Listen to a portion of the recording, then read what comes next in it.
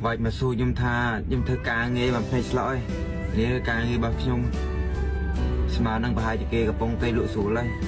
bao mà bộ nhung mình mà này gặp bông thơ ca thơ mấy ca nghe giờ không nghe chấm đây ca nghe mẹ chấm điên mẹ không bằng phải chấm đây từ mấy chi phí từ mấy của xa không bằng phải đâu cho mà nhung trong phép xa ôn ôn cho nón khói bọc bọc đại miền lôi hiện con phòng nghĩa tao này ca nghe miền chấm đấy về bà trong cái hot chân ấy tìm đây ca nghe dân miền chấm đấy thôi từ trong thơ ấy các bạn đây ở đây ca nghe giận miền chấm đấy miền ca nghe chân miền ca nghe prang đo cầm lăng từ trong ban ca nghe nóc đi kê nè riêng lại cho mình ban trong anh tha chỉ vào chân mơ mình khơi tê từ xa giờ mình không phần phải hiện bây giờ không phần phải hiện tới anh nói cô chân coi vì mình là đo năng đây ការពិខ្ញុំនៅតូចលោកតាគាត់បង្រៀនថាការងារអីក៏ដោយបើស្រឡាញ់ចាំធ្វើបើមិនស្រឡាញ់កុំធ្វើហើយបើបានជាធ្វើហើយត្រូវតែគោរពឲ្យតម្លៃការងារហ្នឹងគាត់ថាការងារវាលើកមុខមនុស្សតែការងារវាក៏លក់មុខមនុស្សដូចគ្នាកាន់ការងារតូចក៏ដោយធំក៏ដោយត្រូវធ្វើវាឲ្យមាំកុំធ្វើលេង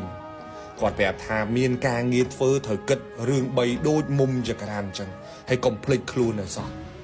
ទី1គាត់ផ្ដាំថាបើធ្វើការមានការងារធ្វើត្រូវធ្វើឲ្យលឿនកុំធ្វើសើកកុំធ្វើមើកធ្វើឲ្យដូចខ្លាចគេដដើមធ្វើអញ្ចឹងរៀនធ្វើការឲ្យលឿនឱកាសយើងមានច្រើនជាងអ្នកដទៃគេធ្វើបានមួយយើងធ្វើបានពីរហើយបើថ្ងៃណាមួយគេត្រូវដកមនុស្សចោលគេមិនដកយើងធ្វើបានពីរនឹងទេគេដកអ្នកធ្វើបានមួយ ពេលធ្វើការត្រូវគិតថាការងារនឹងវាប្រៀបដូចជាការងាររបស់យើងអញ្ចឹងការងារបង្រៀនមនុស្សយើងទម្លាប់ធ្វើការឲ្យគេមួយយឺតមើកអ្នកដែលខាតពេលហ្នឹងក៏ជាយើងហើយអ្នកបកកើតទម្លាប់អាក្រក់នៃការធ្វើការហ្នឹងក៏ជាយើងដូចគ្នាហើយបើថ្ងៃណាមួយយើងចេញទៅរកស៊ីខ្លួនឯងអាបបពិសោធន៍ធ្វើការមើកមួយហ្នឹងគឺមានពេញខ្លួនតែម្ដងគាត់ផ្ដាំថាធ្វើការត្រូវធ្វើឲ្យលឿន ទី2ធ្វើអីត្រូវធ្វើឲ្យហើយធ្វើឲ្យចប់ចុងឲ្យចប់ដើមធ្វើឲ្យបានល្អធ្វើអីធ្វើឲ្យហើយកុំទុកឡើយបង្កើតគេនិយាយហើយត្រូវតែធ្វើឲ្យចប់